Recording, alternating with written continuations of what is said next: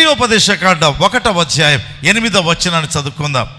ఇదిగో ఆ దేశమును మీకు అప్పగించితిని, మీరు వెళ్ళి యెహోవా మీ పితరులైన అబ్రహాము, ఇస్సాకు, యాకోబులకును వారి తరువాత వారి సంతానమునకు ఇచ్చేదనని నేను ప్రమాణము చేసిన దేశమును స్వాధీనపరచుకొనుడి. ఇంగ్లీష్ బైబిల్లో చూస్తే ఏముంటుందంటే, what I have given to your descendants అని ఉంటుంది.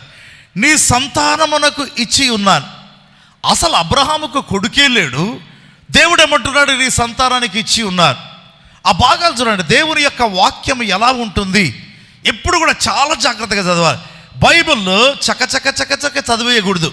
బైబిల్ని ఎప్పుడు కూడా చాలా జాగ్రత్తగా నిదానంగా, అసలు మనం చూస్తే అక్కడ టెన్స్, గ్రామర్ ఇవన్నీ కూడా కొంచెం అతీతంగా కనిపిస్తుంది దేవుని వాక్యం. దేవుడు అన్నాడు, అబ్రహాము నీ ఎదుట ఒక దేశాన్ని ఉంచి ఉన్నాను. ఇంగ్లీష్ బైబిల్ ప్రకారం I have set a land before you, మీ ఎదుట ఒక దేశాన్ని పెట్టాను అన్నాడు. సరే, ఈ దేశం ఏం చేశాడట, నీ సంతానానికి ఇచ్చి ఉన్నాను. ఇంగ్లీష్ బైబిల్ ఆధారం చేసుకుంటే నీ సంతానానికి ఇచ్చి ఉన్నాను. సంతానం ఉంటే కదా ఇచ్చేది, సంతానం లేకుంటే ఎలా ఇస్తాడు? అయితే దేవుడు ఇస్తాను కాదు, ఇచ్చి ఉన్నాను. ఆ భాగాలు చూడండి. బైబిల్లో దేవుడు ఎలా ఆ భాష మాట్లాడతాడు. మన దేవుని యొక్క మనస్సులోకి వెళ్ళి తొంగి చూడడం ప్రారంభించాలి. అంటే అబ్రహాముకు సంతానము పుట్టక ముందే ఆ దేశం అబ్రహామునకు ఇచ్చి ఉన్నాడు. అబ్రహామునకు సంతానము పుట్టక మునిపే దేవుడు ఏం చేశాడు, ఆ దేశాన్ని ఇచ్చి ఉన్నాడు. అంటే నీ జీవితంలో నీవు రాకముందే నీకు బ్లెస్సింగ్స్ దేవుడు ఇచ్చి ఉన్నాడు. దేవుని బిడ్డలకు ఒక పెద్ద ఆత్మీయమైన రోగం ఉందండి. డిసెంబర్ 26 నుంచి భలే ప్రార్థన చేస్తారు వాగ్దానం కొరకు. 31 ఇంకా ప్రార్థన చేస్తారు. 1వ తేదీకి కొంచెం రిలాక్స్ అవుతారు. ఒక వారం తర్వాత మర్చిపోతారు. దేవుడి వాగ్దానము మర్చిపోయేదానికి కాదు దేవుడు మనకిచ్చింది. వాగ్దానము జ్ఞాపకం పెట్టుకోవాలి. వాగ్దానాన్ని కంఠస్థం చేయాలి. ఏం చేయాలి? వాగ్దానాన్ని కంఠస్థం చేయాలి. అప్పుడప్పుడు యూత్ మాట్లాడుకుంటూ వింటుంటాం, పలానా సినిమా 20 ఏళ్ళ కిందట ఆ సినిమా హీరోయిన్ ఎవరు చెప్పమంటే చెప్తారు, ఈ సంవత్సరం వాగ్దానం చెప్పమంటే చెప్పారు. That's the tragedy. దాని గుండా లాభమే లేదు, నష్టమే. అయితే ఈ వాగ్దానాన్ని నువ్వు జ్ఞాపకం పెట్టుకోవడం ద్వారా నీకు మేలు ఉంది, నీకు ఆశీర్వాదం ఉంది. దేవుని వాక్యాన్ని మనం మెమరైజ్ చేయాలి. దేవుని యొక్క వాక్యంలో దేవుడు అంటున్నాడు, ఇదిగో ఈ దేశమును నీకు అప్పగించి ఉన్నాను. ఆల్రెడీ అప్పగించి ఉన్నాడట దేవుడు. ఎవరికి? అబ్రహాముకు. అయితే బైబిల్లో చూస్తే అబ్రహాముకు సంతానమే లేదు. అంటే దేవుని యొక్క మనసు, నీవు పుట్టక మునిపే నీ కొరకు దేవుడు ఆశీర్వాదాలు సిద్ధపరిచి ఉన్నాడు. నీవు పుట్టక మునిపే, this a very important thing. నువ్వు ఇంకా పుట్టలేదు, అయితే నీ నిమిత్తమైన ఆశీర్వాదాలు దేవుడు ఎప్పుడో సిద్ధం చేసి ఉన్నాడు. దేవుని వాక్యం చూడండి. అసలు ఈ వాగ్దానం దేవుడు ఎప్పుడు ఇచ్చాడండి? అబ్రహాముకి ఎప్పుడు ఇచ్చాడు? మొట్టమొదట రెఫరెన్స్ ఎక్కడుంది చూద్దామా? ఆదికాండము 15వ అధ్యాయం 18వ వచనాన్ని చూద్దాం. ఆ దినమందే యెహోవా ఐగుప్తు నది మొదలుకొని గొప్ప నది అయిన యూఫ్రటీస్ నది వరకు ఈ దేశమును, అనగా కెనీయులను, కనిజ్జీలను, కద్మోనీయులను, హిత్తీలను, పెరిజ్జీలను, రెఫాయీలను, అమోరీలను, కనానీలను, గీర్గాషులను, యెబూసీయులను నీ సంతానమునకు ఇచ్చి ఉన్నాను. అబ్రహాముతో మాట్లాడుతున్నాడు. ఇచ్చి ఉన్నాడంట. సంతానము లేదు, ఎలా ఇస్తాడండి? ఒక ప్రైజ్ ఇస్తామండి మనం, పరిగెత్తే పందెం, ఫస్ట్ ప్రైజ్. పలానా వ్యక్తి పరిగెత్తుకుంటా వస్తాడు, మనం ఇస్తాం. ఆ వ్యక్తి లేకుంటే నేను ఎలా ఇచ్చేది praise? But we have a God. నీవు పుట్టక మునిపే నీకు ఏదో ఇచ్చి ఉన్నాడు. నీవు పుట్టక మునిపే దేవుడు నీకు సిద్ధపరిచి ఉన్నాడు. మన మైండ్ సెట్ మారాలి. నేను ఎప్పుడు చెప్తా, మన ఆలోచన విధానం మారాలి. దేవుడు అంటాడు, అబ్రహామా నీకు ఇచ్చి ఉన్నా, ఇదిగో ఈ ఖండముల మధ్య నడిచిపోతూ, ఇదిగో ఈ రక్త సాక్షిగా, ఈ బలి సాక్షిగా చెబుతున్నాను, నీకు ఇచ్చి ఉన్నాను. ఎప్పుడు ఇచ్చాడట? ఈ దినమున. ఏ రెఫరెన్స్? ఆదికాండము 15:18. ఇచ్చింది ఎప్పుడు?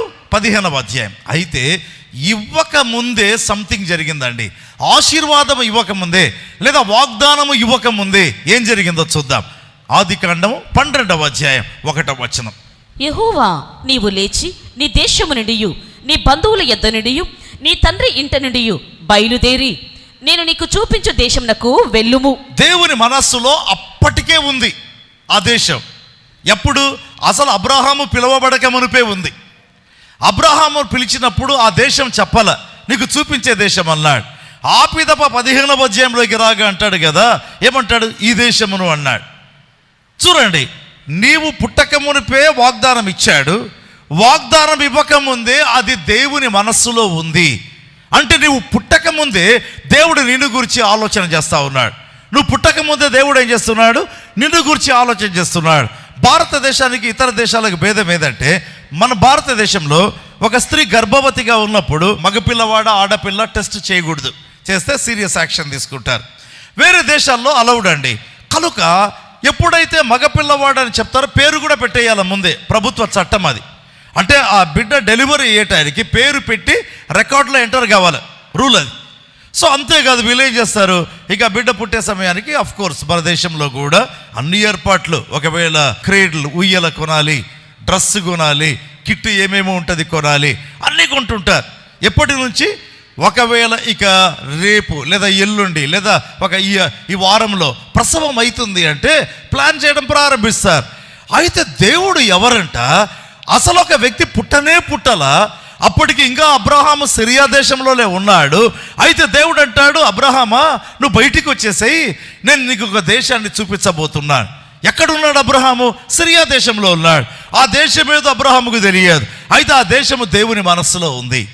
నువ్వు పుట్టక ముందే, నువ్వు పిలువబడక మునిపే, నువ్వు రక్షించబడక మునిపే, నీ యొక్క జీవితంలో ఒక ప్రయాణం అనేది ప్రారంభం కాకముందే నీ కొరకైనటువంటి దేవుని ఏర్పాట్లు సంపూర్ణమైపోయాయి. నీ కొరకైనటువంటి దేవుని ప్రణాళిక సిద్ధమైంది. చాలా సందర్భాల్లో మన జీవితాల్లో ఏది లేదో అది చూస్తాం, కానీ నీ కొరకై ఒక గొప్ప పథకం ఉంది, నీ కొరకై ఒక గొప్ప ప్రణాళిక ఉంది అనేది మనం మర్చిపోతాం. దేవుడు నీకు వాగ్దానం ఇచ్చాడు. God has planned for you. దేవుడు నీ కొరకు ప్లాన్ ఆల్రెడీ చేశాడు. నువ్వు నమ్మాలి అంతే. దేవుని వాక్యాన్ని నమ్మాలి. ఏంటి? అబ్రహాం ఎక్కడున్నాడు? సిరియాలో ఉన్నాడు. కల్దీయుల ఊరు అనే ప్రాంతంలో ఉన్నాడు.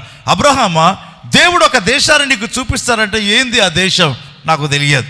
ఆ దేశాన్ని ఎప్పుడైనా చూసావా? నేను చూడలేదు. ఆ దేశాన్ని గురించి విన్నావా? ఇంకా దేవుడు చెప్పాల, నేను నీకు చూపించబోయే దేశం. చూడండి, 1 కొరింథీ 2వ అధ్యాయం 9వ వచనం.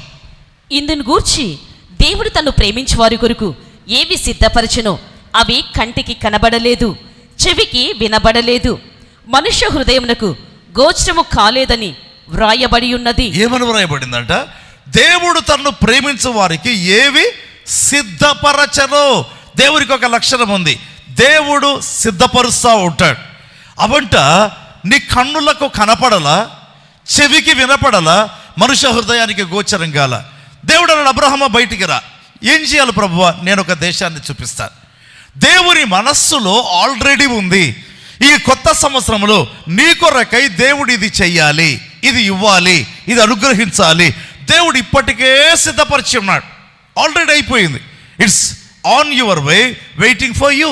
నీ కొరకు ఎదురు చూస్తూ ఉంది ఆశీర్వాదం. నమ్మాలి. దేవుడు అంటున్నాడు, నేనేమో అప్పగించి ఉన్నా, నీ మార్గమును వర్ధిల్ల చేసుకో. ప్రభు మనతో మాట్లాడుతుండగా కళ్ళు మూసుకుందామా?